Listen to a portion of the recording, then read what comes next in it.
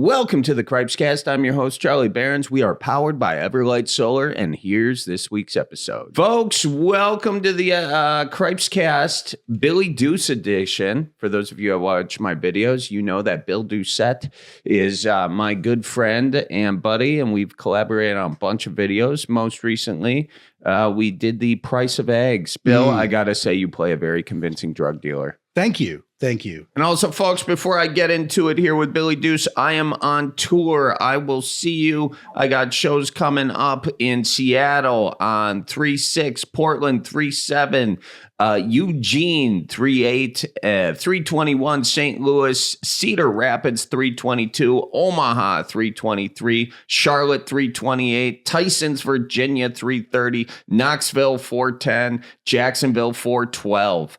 Leroy Butler's going to be at that Jacksonville show, so we'll see you guys on the road. And I'll be on the Pacific Northwest states. Yes, you will. Looking forward to that. Come see us there, ladies and gents. I was never a drug dealer, but I definitely have a lot of experience from the other side of it. You were a drug purchaser? Yeah, I was a patron. Yeah. Okay. Yeah, I was. Okay. There's been some drug buying. Okay. So that gave me an insight on the dealing. Yeah, you're going right off. I wanted to have a nice, fun conversation about eggs, and you went right to your drug use. Yeah. So that's good. Mm-hmm. That's good. Were you a little pothead in high school?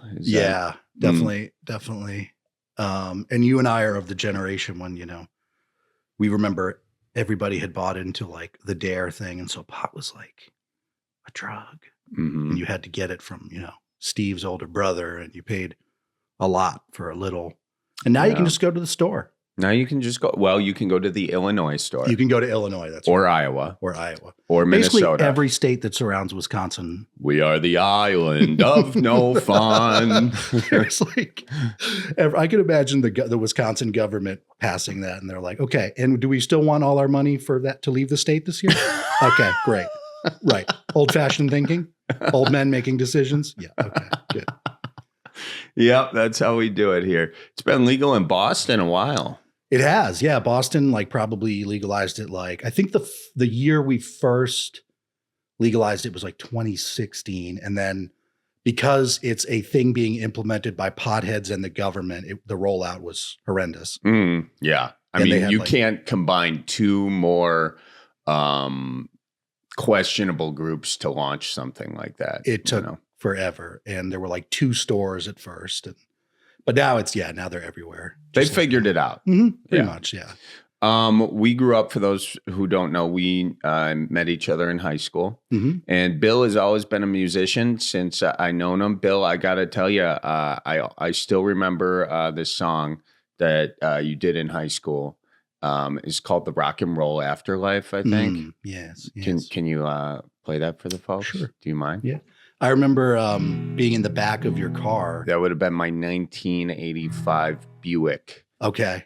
I think. Sounds about right. It had those nice plush seats, and it had the top of the car. It was all pinned up, because it got hot. It would get hot in those Buicks, and then the glue that held the felt to the top would start coming down on you, so you had to tack it up. Maybe the fumes from the melting glue were actually part of the inspiration of this song. But in the back of your car, and there were a bunch of other dudes in the car, but you were just loving this song. I did. I loved it. I'll play it for you. Yeah. Thank you. Copyright Bill Doucette. 2003. Tommy took a pencil and his guitar, grabbed a notebook, said, I'm gonna be a star. He's got too much dreaming on the mind. Time moves faster than a bullet train, reminiscing about better days.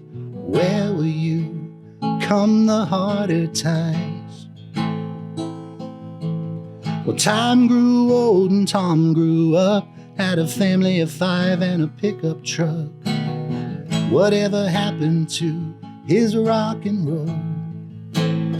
He said, I remember 6 strings lighting up and listening, talking about the days to come. I said, Tommy boy, I don't ever want to be that someone. You've got broken dreams and memories, falsitudes and member fees, reminders of the things you lost. Is a family man persona really worth the cost?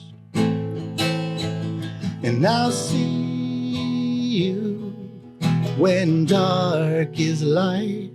Yeah, I'll see you where the harmonies are always right. And I'll see you when the sound guy says goodnight. Yeah, I'll see you in the rock and roll afterlife. Just like I remember it, Bill. What a tune, huh? Yeah, and then he kills himself at the end. Writing songs about suicide in the back of Charlie's car at 16 years old. Oh man, it's wild the things that you write as kind of a teenager. Seems like you lived a lot of life by the time you were 16 there, Bill. Yeah, it's like I think there's a lot of, like I was saying, you look back at songs you wrote at a young age and they were a bit ambitious or a little bit almost pretentious in that you haven't had those life experiences. And a lot of people sort of discount the opinions of young people because we haven't had those experiences, but we're awake to them and we see them and we see other people's. So a lot of times I look back at songs I wrote at a young age and I'm sort of impressed with, there was a little wisdom in there. Mm-hmm. That particular song is, God, probably, how old am I? It's probably 20 something years old, That's wild, man.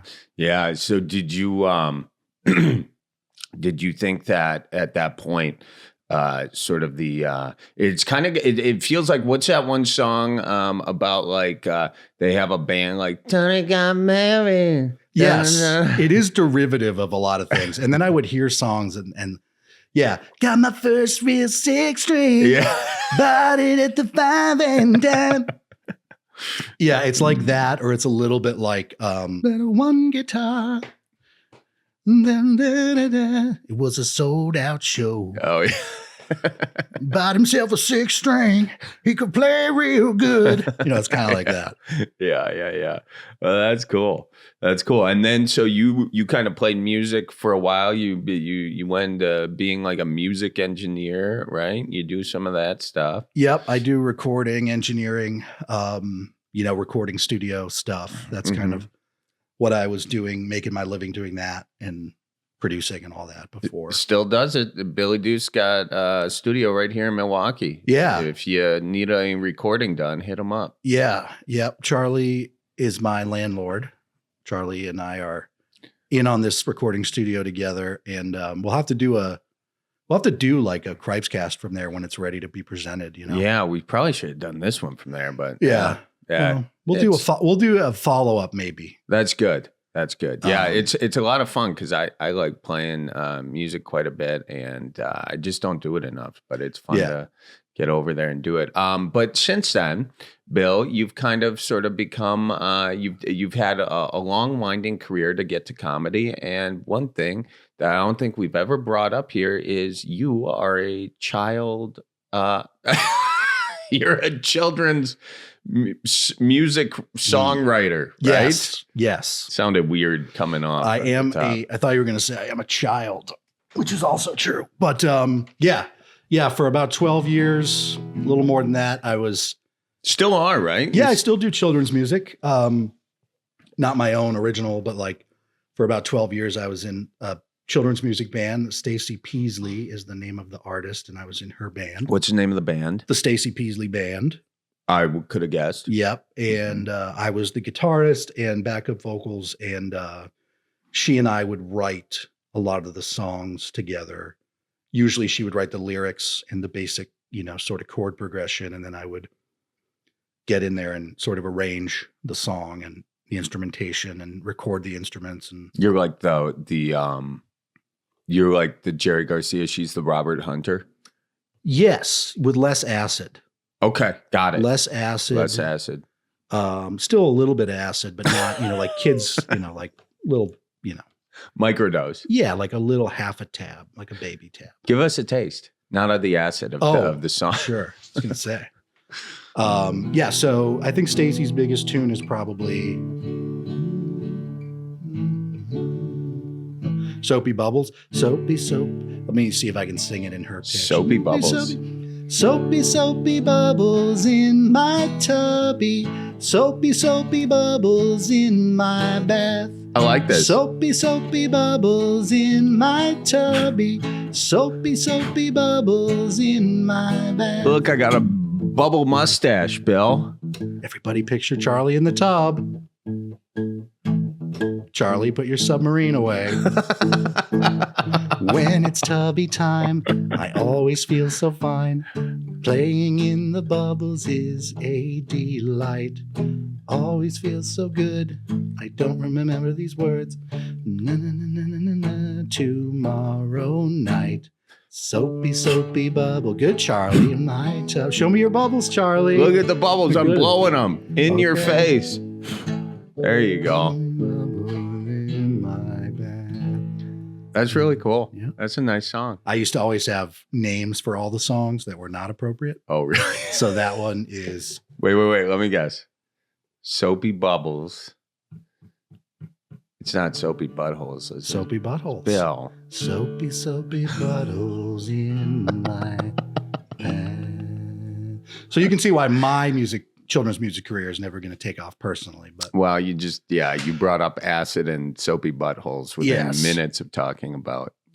But if you have little kids, you and I don't, that we know of, but if you do, check out Stacey Peasley Band. I think you'll really enjoy. There's a ton of original music, and it's great for kids, and it's fun for adults too, because the music is good. We put effort into making the music itself actually really good as well. So, Well, that's great. yes. Bill, one thing that I really enjoy working with you is you got a lot of great impressions. You do Bob De Niro, you do David Attenborough, you do the Beatles. You do the Beatles pretty A little good. bit, yeah. Yeah. What's your favorite impression to do and why? That's a really good question, man. I don't know. You guys give me a lot of credit for impressions. And I don't feel as confident in them as you guys do. But Well, maybe that's where it starts, Bill. people say I sound like Phil Collins when I sing. Oh, yeah. Bill Collins. Yes. Actually, I've been thinking about doing a tribute, Bill Collins. You should, that would be great. Like Bill Collins, like let's take a Bill or a Phil Collins song and then you could do it as Bill Collins. What's a Phil Collins song? I don't even know. You'll be in my heart. Yes, you'll be in my heart. You do sound like From Bill. this day on, now and forevermore. That's really good. Thank you. What would Bill Collins sound like? Dude, I need to fart. Yes, dude, I need to fart. People have also said Cat Stevens a little bit. Oh, yeah. What's a Cat Stevens song? Like Cat in the Cradle or something? Yeah, I don't know the Cat Stevens one. But I also was thinking of a tribute, Fat Stevens. And I do a Cat Stevens tribute. What would that be like? Be like Fat Stevens. What would it be like? Oh, I need the chords. Dude, I'm so dependent on the chord I'll sheets. give you the chords. What song? Cat in the Cradle? There it is. Yeah, but that chord, the song Wild World, there's so many chord changes in that. Wild World? I know that. Ooh, baby, baby, it's a wild world. It's hard to get by just upon a smile, girl. That's it. That's it. Ooh, baby, baby, it's a wild world. It's hard to get by just upon a smile, girl.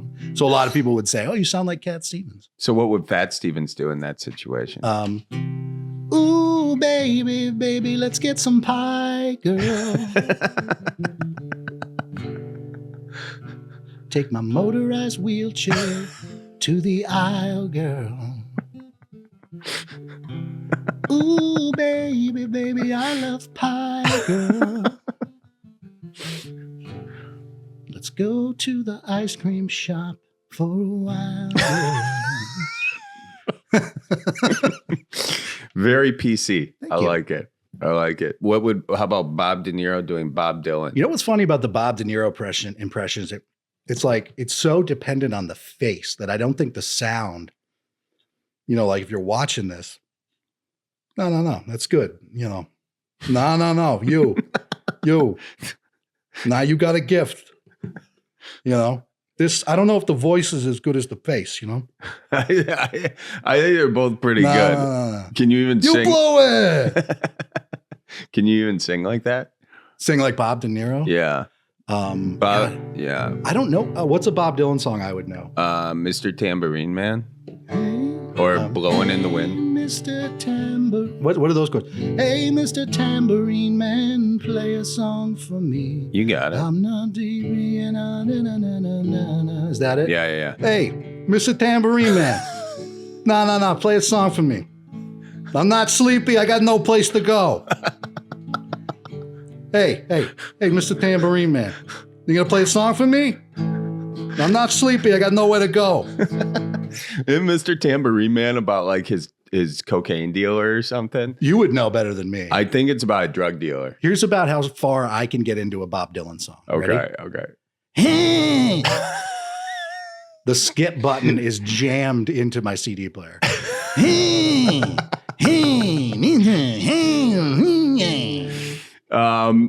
did that. He did do like Lay Lady Lay though. He went kind of Kermit of the Frog. That's the weirdest thing about Bob Dylan is he could sing and he chose not to. Well, why do you think that was? There's also, what's the one? The man in me will do nearly any task. As for compensation, there's a little he would ask. If you listen to him, he's singing and you're like, oh, Bob, you write good songs, sing in them. Well, but he goes, wait, I got a better. Check this voice out. Oh, you guys. Okay, guys, should I sing it like this? Okay. The man in me will do. Oh, that's really good, Bob. No, but check this out. They went with the second one. I can't do Bob Dylan. I appreciate the songwriting. He's a great songwriter, but he's one of those dudes that every song that someone else did of his, yeah, like the band would do Bob Dylan songs and they're amazing and they're beautiful because they're like sung beautifully. With him, I don't know what it is. I can't get past the vocal. Yeah. I mean, he's got, did you see the movie? Not yet. I want to. I saw it. I liked it. I thought it was really good. I do have it's not that I don't like Bob Dylan or it's like, I like the songs. There's some absolutely a respect and appreciation, but I can't do the voice. Are you going to watch the Super Bowl? If someone has a gathering, I'll watch it, but I have all like streaming services. Yeah. So I wouldn't pay to watch it. Yeah. I don't even know who's in it. Are you kidding me, dude? No, who's in it? You have no idea who's in it. Take a guess. Kendrick Lamar. And I know the halftime show will be someone who's semi-popular now and then just a really weird, like, one of the Backstreet Boys is going to be dancing too. Or like, they always have like a guy who's like, that guy? Yeah. It's like, here's Lady Gaga and Vanilla Ice, Yeah. Yeah. I think, I don't know who's doing the halftime show. But I know that the Chiefs are playing, Bill. Yeah. The Chiefs are playing against the Philadelphia Eagles. Oh, go Birds. Yeah, you used to live in Philadelphia. Yeah, I used to live in on the main line outside of Philadelphia. Why do they talk like it's almost like a East Coast surfer? It's a weird accent in Philly. I can't really do it. No, I'm going to get down and get a Hagee. Yeah, can I get a glass of water to wash down this crown? Yeah, I just ate a crown. Can I get a glass of water? What's a crown? A crayon. A crayon? I remember being a little boy in elementary school, and they're like, "Okay, we're gonna draw with our crayons now." I'm like, "What?" We're going to draw with our crayons. You got water in your ears? What's weirder, the Philly accent or the Midwest accent? The Philly one, because it's like this amalgamation of like Southern maybe and New York. How do they get that? I don't know. It's really weird. And what's funny is a lot of people can't really hear it. A lot of people will hear a person from Philadelphia and it's like, I go, isn't that a weird accent? And they're like, I don't hear it. Really? Yeah. Like if you listen to someone from Philly, like, or that area, like Kevin Bacon, when he talks in interviews. Yeah. I don't know that. Kramer, Jim Kramer from Mad Money, the finance guy. Yeah. He's got a thick one. Really? Yeah. Kevin Bacon interview. Let me see. He's from the Philly area, I believe. Let's see. All right. Yeah, I found it. Hang on. Here's Kevin Bacon. Philly definitely has a kind of like "don't mess with me" sort of vibe, and certainly growing up, there were times when really not out of any kind of courage, but really out of terror, I would have to put that face on if I was walking around in the hopes that I was going to stave off an attack. Hey, if it works for you, if you have a face that can defend you, I don't know. Good for you. I don't have that. Do you ever slip into a Philly accent when you're talking to people? Oh yeah. My friends will tell me, what just happened? How come you're just talking like that? All of a sudden you're going like, what's going on with you? Yeah, I do. It's a weird accent because nobody really does it. Like people don't do, you don't grow up hearing it in movies. You hear Boston, you hear New York, everyone grew up with, whatever, The Godfather and, all the Scorsese stuff. Yeah, you never hear the Philly accent, but it's a very real one. It's as unique as Boston, if not even a little more so, but it's just, I don't know. It's because it sounds a little Southern and like you said, a little surferish sometimes, like, going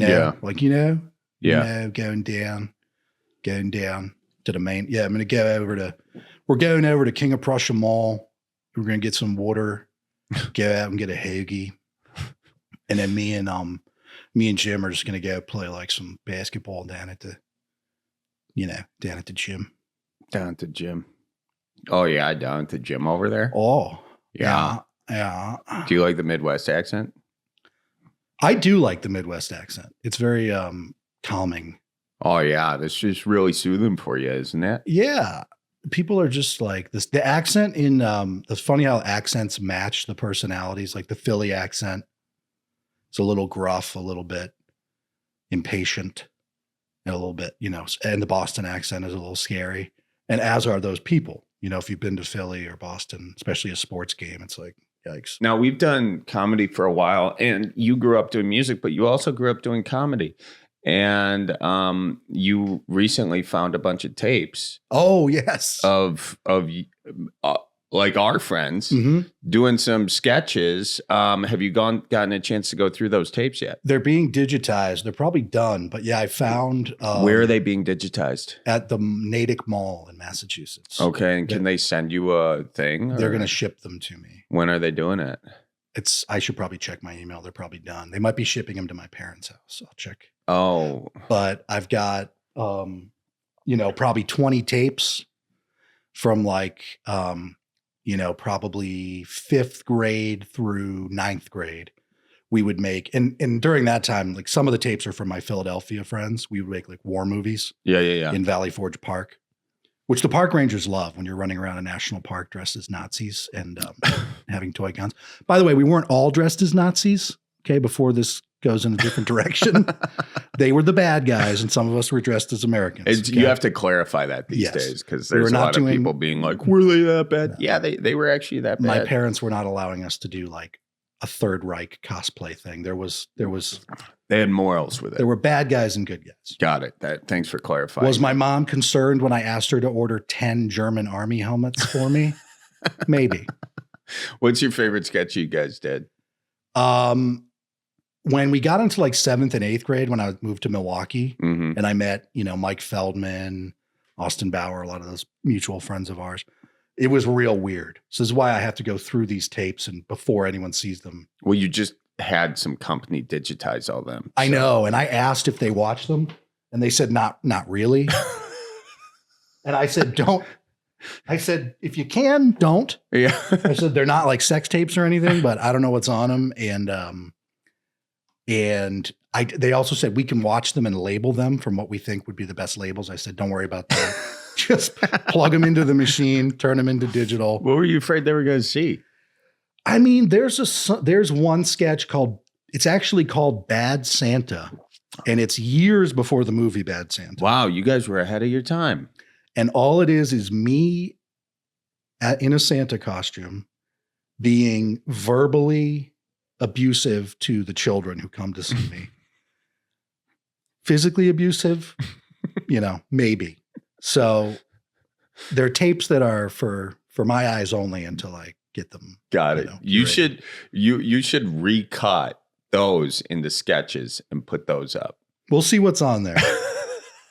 Because we were, our biggest inspirations at the time were probably like Jackass. Yep. And, whatever else. So we were, the big warning at the beginning of Jackass was like, do not attempt to do this at home, blah, blah, blah, blah. And you remember when we were all in 7th grade, we watched one episode of Jackass. Like, let's give it a go. We're outside in a grocery cart rolling down a hill into the woods, right away. Yeah. But no, there's some good ones. A lot of war stuff. There's the balls we had as kids was impressive. So there's a whole episode where, and I believe this was for school. Now I had sort of like taken my own approach. I don't think they said go out there and do this for school, but I went out and I was dressed as a superhero and I had a sidekick with me who was my cameraman. And we were called STD Man and STD Boy. We were superheroes. We went to the Pick and Save in Brookfield, stood outside and interviewed adults about STDs. Are you kidding me? No. And so we have those tapes. What would you do? So we were studying STDs and we were supposed to do a project about it. Yeah. And I somehow was able to decide I was going to do this as my project. Now, I don't think my teachers knew what was coming. But yeah, I was dressed as STD Man and I was like in a superhero suit with like STD on my chest. And then STD Boy was in a Robin outfit, like Batman and Robin. What was STD Boy? But STD Boy just had STD over his Robin emblem. Okay. And people would come out and I was like, ma'am, hello, my name is STD Man. This is my sidekick, STD Boy. We are studying STDs and we would like to ask you, have you or anyone you know ever had an STD? And then, and what do you think the most dangerous STD is?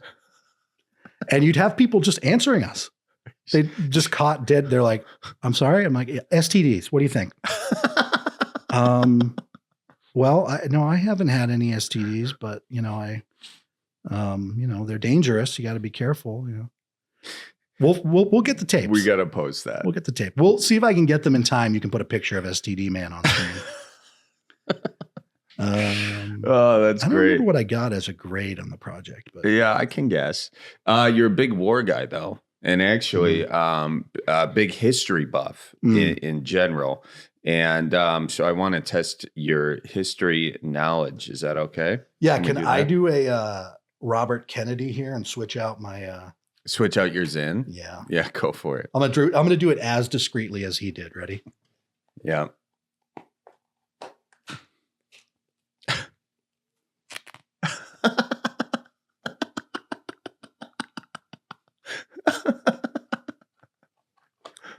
I'm sorry, what? Yes, I think we should bring the plague back. But we should shut down all the Kentucky Fried Chickens.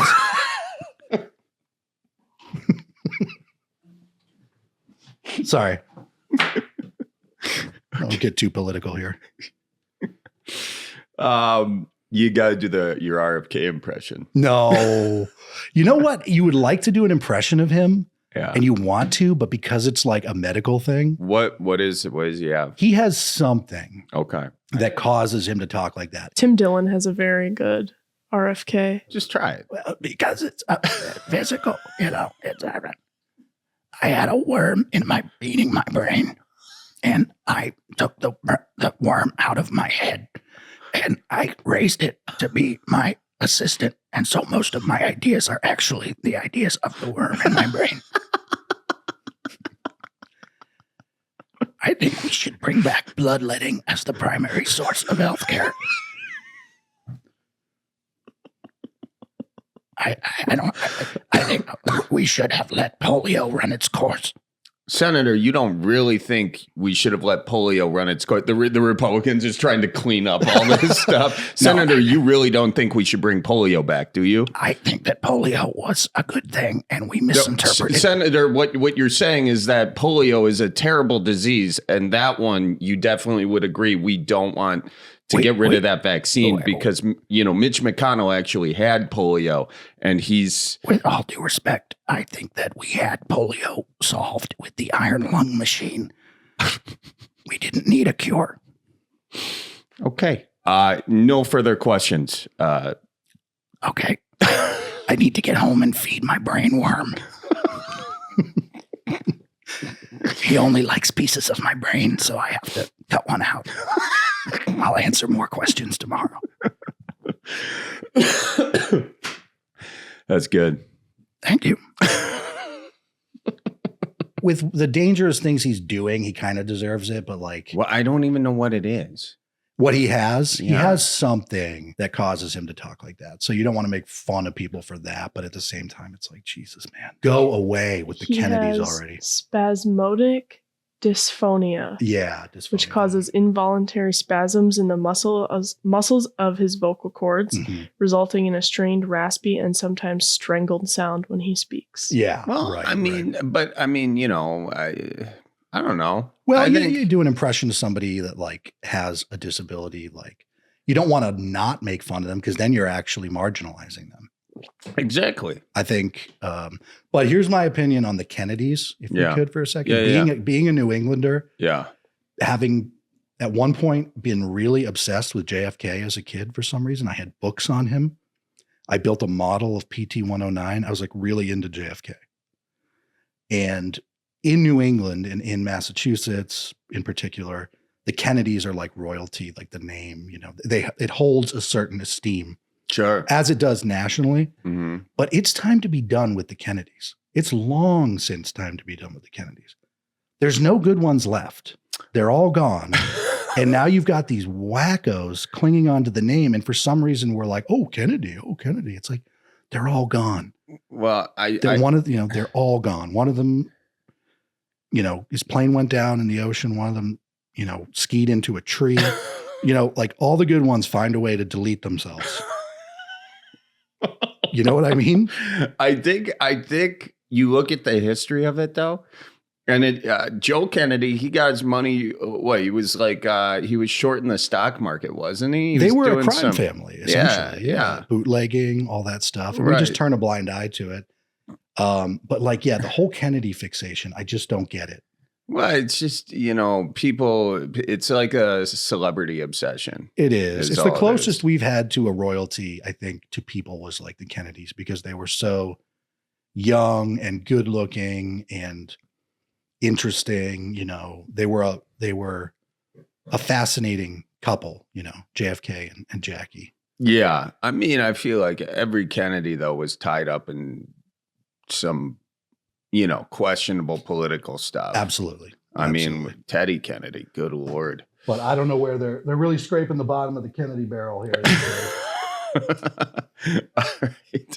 Moving on from the Kennedys, your U.S. I'm on a death list now. Ladies and gentlemen, I got to tell you, if you want to power your house and help save the planet, go on. Oh, thank you for the song, Billy. Go to everlightsolar.com. You can get those solar panels on your roof. It can save you money. Everlight Solar can save you money. Everlight Solar can save you money.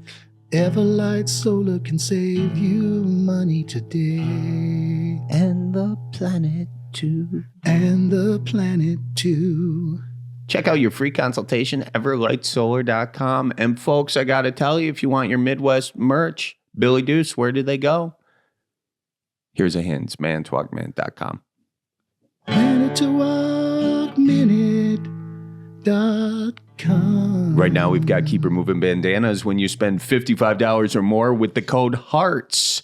We got the new Barron's Old Fashioned Life teas. We've got Brandy Musky glasses back in stock. They've sold out twice already, so get them here. And Valentine's Day, it's right around the corner. All kinds of gifts for your loved ones. Hoodies, glassware, books, games, hats, socks, and tickets to the tour to make Valentine's Day great. Check it out. Mantwogman.com. U.S. history quiz. What was the first 4th of July celebration to use fireworks? Was it 1777, 1799, 1876, or 1800? To use fireworks. Yep. 1800? Nope, 1777. How many signatures are on the Declaration of Independence? 50, 26, 56, or 13?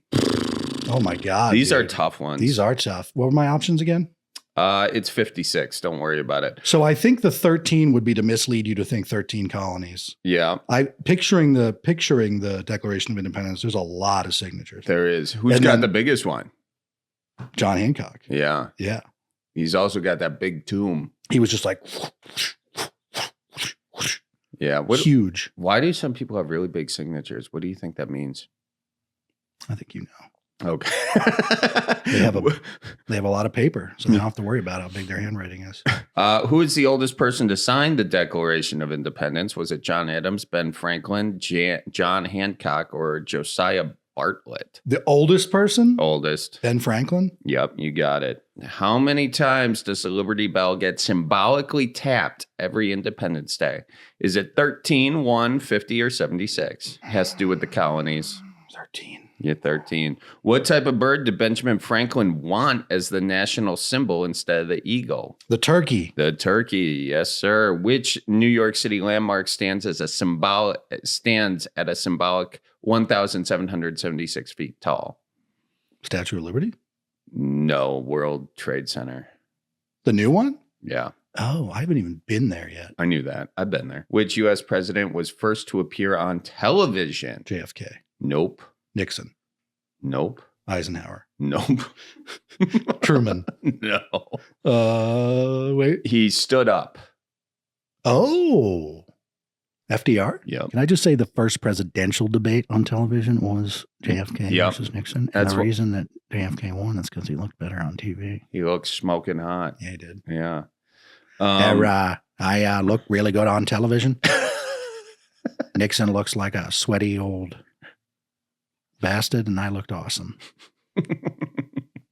What would JFK say about RFK Jr.? He is a good man. He's got a good heart, but he is a moron. And there's one in every family. That's not a good Kennedy at all. Nah, it's not bad. Which of these people was the founder of the Standard Oil Company? Henry Ford, Carnegie, Rockefeller, or Vanderbilt? It's either Carnegie, Vanderbilt, or Rockefeller. Oil, you said? I'm going to say Rockefeller. You got it. Okay. Which was the first established colony in the U.S.? Plymouth, Roanoke, New Hampshire, Jamestown. I want to say Roanoke. Jamestown. Fuck. God, dude, you're failing your test here. Know. How long did the Civil War last? 18 months, 5 years, 4 years, 8 years? 5 or 8? 8 years. 4 years. The Civil War was only 4 years? Yeah. I'm looking like a real idiot. Bill loves history. We're moving into the impressions portion of the show. If Bob De Niro was your fast food employee, I'll be in the drive-thru. Culver's. Hey, how's it going? I just want to get a double butter burger. Do you guys have the walleye in, actually? What's the matter with you? I just wanted the walleye. You want a walleye? Yeah. How about a black guy? Get the fuck out of here. Welcome to Delicious. If David Attenborough went to see a therapist. So, David, how have you been recently? The male wakes up in the morning and has a difficult time urinating. Okay. He stands at the toilet and pushes hard, only to relieve small, spurted streams of urination. Now, David, I noticed that when you're talking about yourself, you tend to talk in third person, and you're not even talking about yourself. You identify yourself as the male, not even you personally. What's that about? The male species is impervious to your line of questioning. The male needs to get up and urinate right now. Well, if you must urinate, you can go do that, certainly. How is your sex life recently? The male practices celibacy due to his unreliable genitalia. How do you feel about potentially them revoking the Endangered Species Act? I think that it is a terrible thing that they would remove the endangered species. I sound more like RFK now. No, you're getting it. I'm not worried about endangered species. Most endangered species are actually delicious. The last dragon that ever lived is on my wall, and I killed it and I left it on the doorstep of someone I knew because I thought it would be funny. Morgan Freeman talking about the New Jersey drones. They never did find out who the drones were. I can't really do Morgan Freeman. You guys like it, though. They never did find those drones. Forrest Gump going to the strip club. From that day on, if I was spending money, it was at the strip club. My mom would say strip clubs are good. You go to a strip club, spend all your money. Got nothing to show for it. Forrest, did you ever make it rain at the strip club? Only God can make it rain. Joe Biden meeting Chapel Roan. Who? Joe Biden meeting who? Chapel Roan. Come on. I don't even know who this is. Gotta be go to a chapel. Go to a church. I'll meet this woman. Gotta get your facts straight, Jack. I'm gonna go outside and meet a person. I'm gonna go to the chapel. Come on, man. I'm gonna walk off this stage, walk into a wall. What is Wall doing here?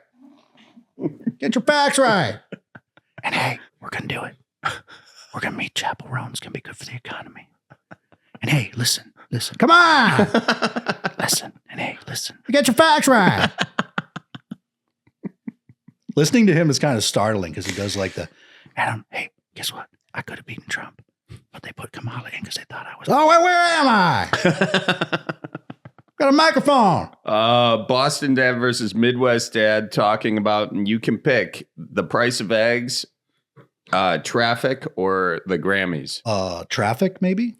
You know, I tell you, I'm just, I'm going out there, okay? And these people, we got these people from Illinois, and they're driving like they got their head up their keister. You know? Yeah, right. No, we got a lot of people driving in Boston that are just driving like freaking, you can't say the word anymore, but, you know.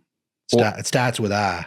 Oh, geez, Louise. Yeah, no, that's a no-go. So you guys get traffic up there in Canada? You got enough people driving cars? You get traffic? Yeah. Well, we're actually not in Canada. We're in Wisconsin, and we're far. You have to cross. Wait, Wisconsin's not part of Canada? No, it's not actually. We got to cross Lake Superior to even get into Canadian territory. Yeah. Oh my God. I always thought Wisconsin was part of Canada. No Mounties here. But you guys get traffic. You guys get enough guys that. Well, it's a lot of people from Illinois, you know. Right. Yeah. Okay. And Illinois is also not part of Canada? Yeah, no. Illinois, no, that's Chicago. I mean, that's, you know. Oh, Chicago's not a state. No. So Illinois is the state that Chicago is in? Yeah. Oh my God. I got to get a map, kid. Oh, yeah. Honest to God, like if it's not part of New England, like I don't know shit about it. I'll send you a map, actually. Would you like to try my casserole, too? I'll put that in the mail if you'd like. I got one frozen here. I can put it on dry ice, send it over to you. Yeah, you can send it. I mean, I'm not sure if I'm going to eat it, but, you know,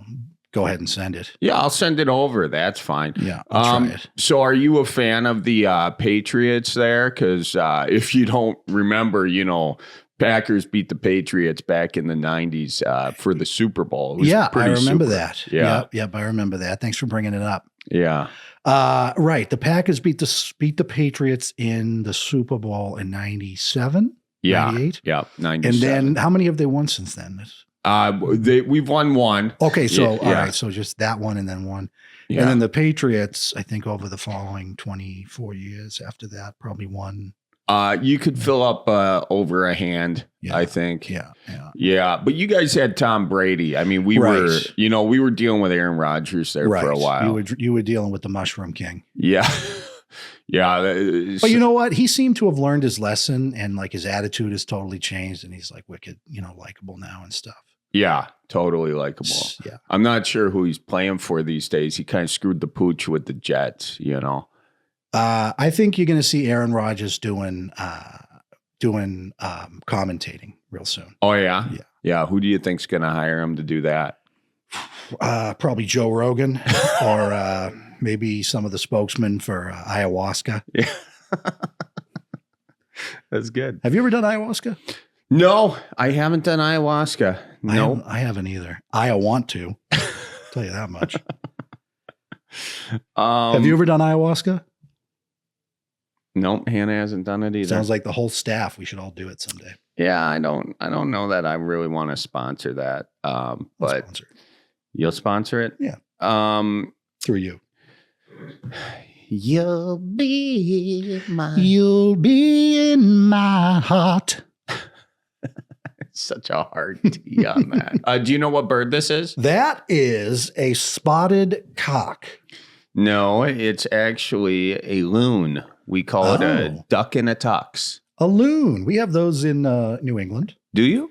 If you're on Lake Winnipesaukee, you'll hear some loons. Can you do a loon impression? Your best loon impression? No, I can't. But what is it about the loon that everybody's like, shut up? Like all other birds, nobody cares. But when the loon is like, quiet, it's a loon. My cousin Tom can do an amazing loon. Malloy? Tommy Malloy can do like, I got to figure out if I can find this thing. Because the loon is not a rare bird, is it? It's getting more rare. It's actually endangered because, well, I don't think it's technically endangered, but you know what's messing with its habitat are those wake boats. Those things like that people surf behind. Oh. It messes with it erodes the shoreline, which is where they nest. The loons. The loon. Yeah. I can't find this video. Bummer. I made that sculpture actually. You made this? Actually, Oh, wow. I meant to do that. I meant to do a shout out. Hannah Milos, ladies and gentlemen. If you're looking for your own custom Mashade loon, reach out to Hannah Milos. Hannah, shout out your Instagram. That is really good. My Instagram is milos.png. Milos.png. Really? Milos.png. I've been saying Milos, so I'm glad we. You talked and about everyone else. And you don't have an H, or you do? No second H in my first name. Hanna Milos. Yeah. Mm-hmm. You really? How long have you guys been working together? Well, Milos. I think I've been saying Milos. Okay. Well, it's Milos. Yeah. Everyone says Milos. I respond to it. Milos. I'm not What is fazed that? by it. Ethnicity. I don't really know. Like, Really interesting. I know there's some Croatian Okay. in my family. Yeah, that sounds like there kinda might be Russian. a little bit of Greek. I'm not sure. But then like my mom's side of the family is very like German. Okay, that makes sense. In Wisconsin, I feel like everybody who doesn't know what they are, they know they've got a little German in there. Yeah, there's a lot of German in Wisconsin, that's for sure. Yeah. Bill, any questions for me? Oh, questions for you. How many times a week would you say you lose your phone, wallet, keys, or water bottle? Well, I don't know where my water bottle is currently. One of them is always in my car. When I dropped you at O'Hare the other day, Yeah. I'm driving away and I can hear this thing like rolling and smashing into the wall. And I'm like, what the fuck is that? I look back and it's your water bottle. Which color?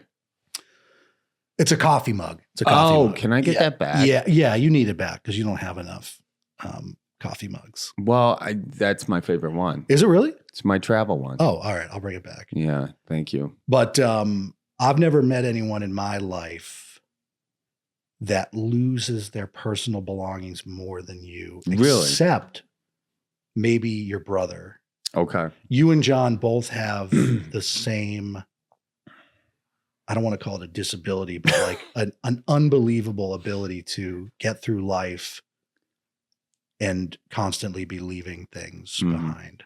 We adapt. What would David Attenborough say about the species of the barons? Out of necessity, the Barons has adapted to leaving its wallet, keys, money, and identification behind, but is somehow able to still get to its destination.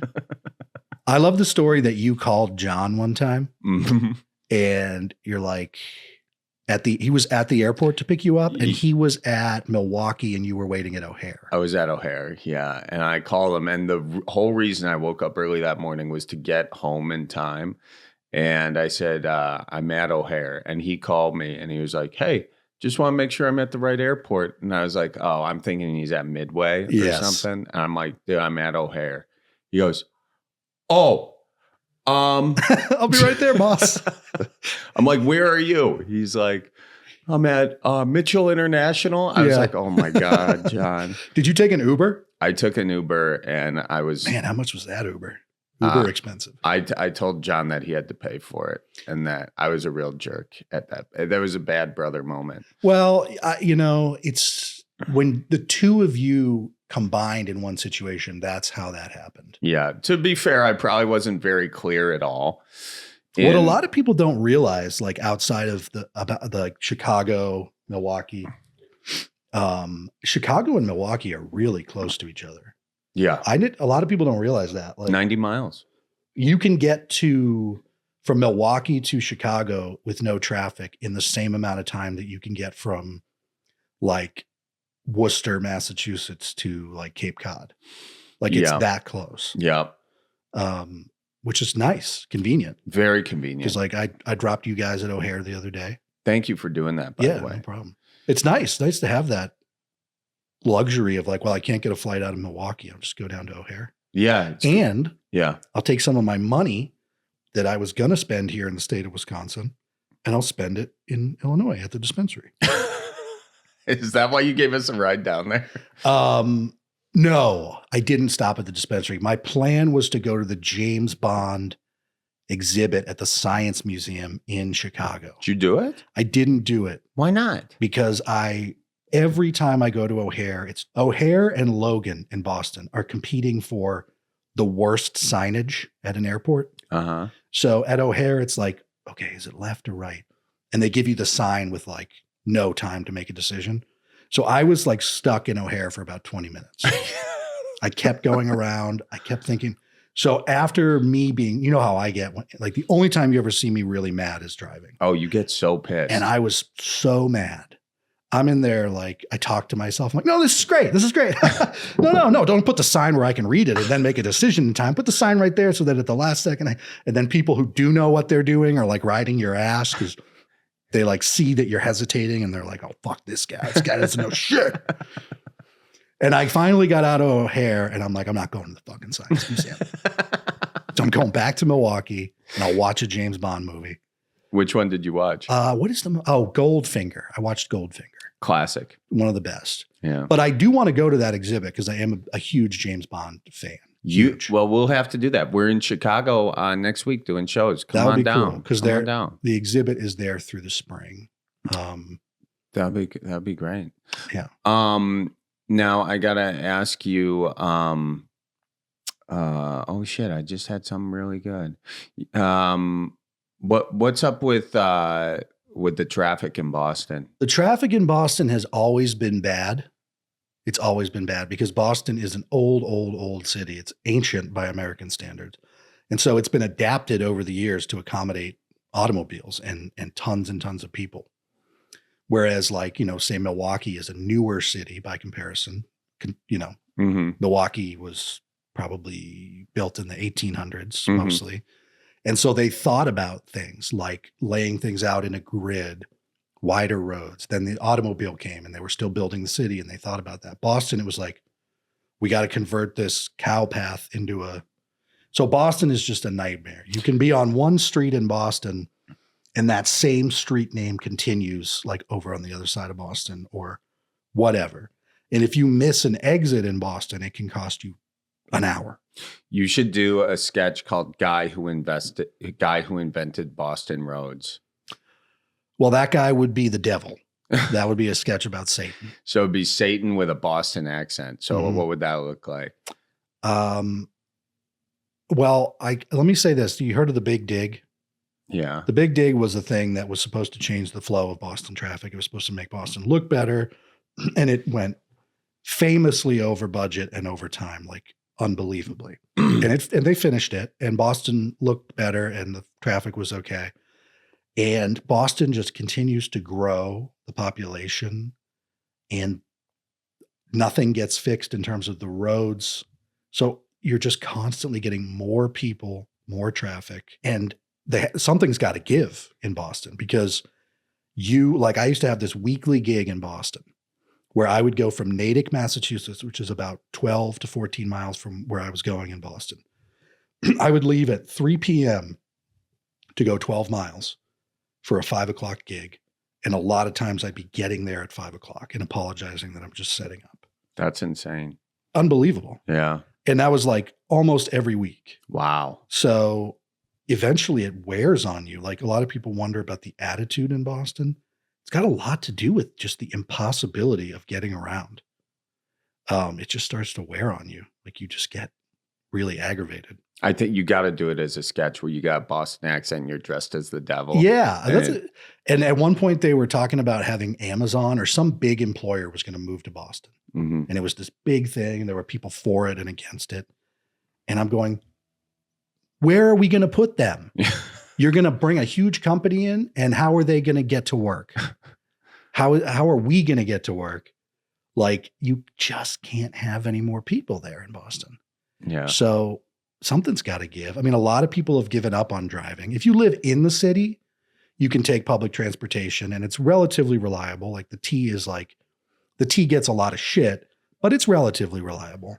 It's really antiquated and should have been rebuilt years ago, but we don't do that in our country. We let infrastructure get to a point where it's not just failing, but already failed. Yeah, like falls into a river. And then we're like, yeah, maybe we should fix the bridges. But the idea of like living in suburbia in Boston and commuting into Boston for work is not doable. You might as well fly. It can't be done. You would never see your family. Last question. What makes you say cripes aside for Boston traffic? Probably when I look at my checking account. Every time I have a birthday, I'm like, cripes. Do you feel 38? I'm 37. So no. Sorry. I just don't feel 38. How old do you feel? I think I just have arrested development. I think that's a real thing. And I think I have a little bit of like a delusion about my age. I didn't even realize that that's what arrested development meant until I this think moment. so. I think so. No, I feel a lot younger than I am. Like, I'm a pretty immature person. Physically, do you feel 38? Yeah, physically I do. Okay, but mentally, emotionally, you would be... I just, every time I realize how old I am, I'm like, what happened to my 20s? Let alone my 30s are almost over. But well, that's a really uplifting place to leave this conversation, Bill. Yeah. And I do want to say to the female listeners out there, I am available. Oh, yes. We got to set Billy up. Yeah. Billy Deuce, ladies and gentlemen. Let's build your... my eggs are drying up here, man. We have like a minute left. Okay. So give us your Tinder profile. Okay. Or Hinge, because I know you're looking... Do you want kids? I would like to have a kid. Okay. I would like to procreate and have a child in this world who suffers from mental illness, like me. Okay. Good. I don't think the world needs a Billy Deuce Jr., but I just want to be able to say I procreated. Well, okay. Because that's what this is all about. I guess. Spreading the seed. I mean, life, we complicate it, but all it's about is eating, breathing, drinking water, and making more people.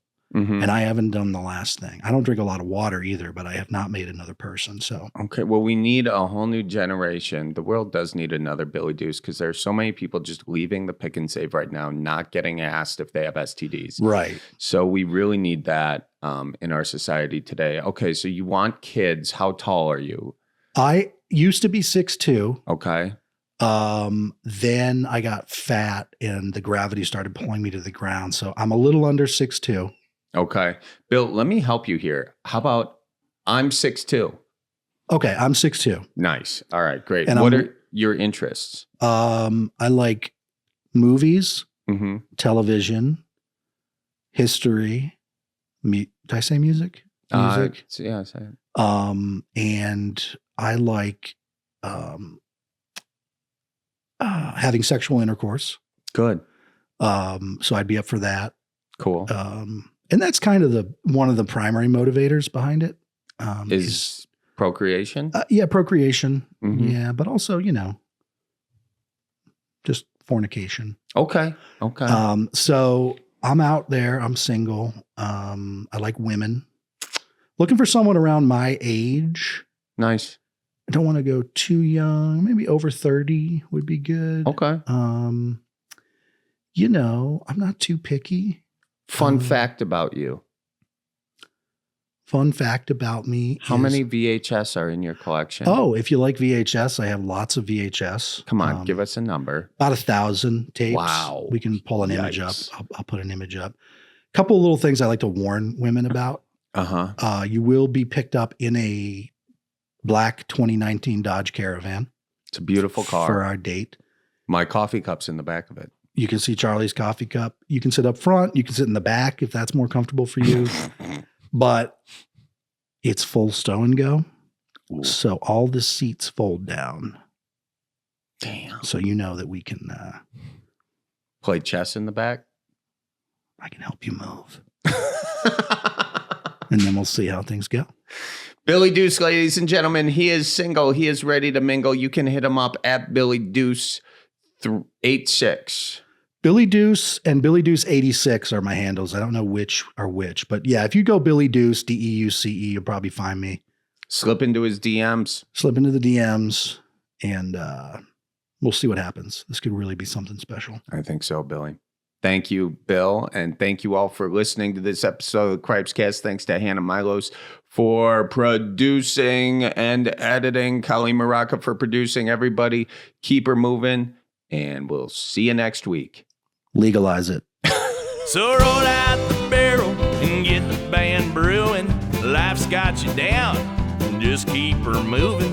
It's on Wisconsin, the Badgers say it's the old Wisconsin Jubilee. You know, sometimes when you're ice fishing, you put your foot in the walleye hole and go ass over tea kettle and you think you're done. No, you gotta keep her moving.